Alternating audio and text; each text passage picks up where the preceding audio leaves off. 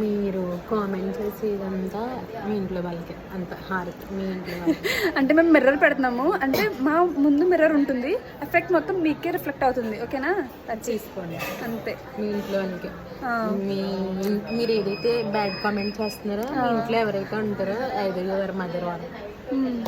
నాకు ఇప్పుడు అంటే మన ఫ్రెండ్స్ ఎవరైనా తిడితే మేము ముందులో ఏమంటామంటే మిర్రర్ ఇన్ ద మిడిల్ అంటాం.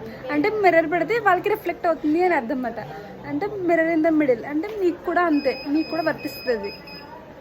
మమ్మల్ని ఏమైనా కామెంట్స్ అంటుంటే అవి ఏమైనా బ్యాడ్గా ఉంటే మ్యాక్సిమం అవన్నీ మీకు రిఫ్లెక్ట్ అవుతాయి. అంటే ఇది శాపం కాదు, జస్ట్ ఇది అంతే. మరి మేము బాధపడుతున్నప్పుడు మా ఫ్యామిలీ వాళ్ళు చూస్తారు. మళ్ళీ అసలు ఏమీ తెలీదా మీకు?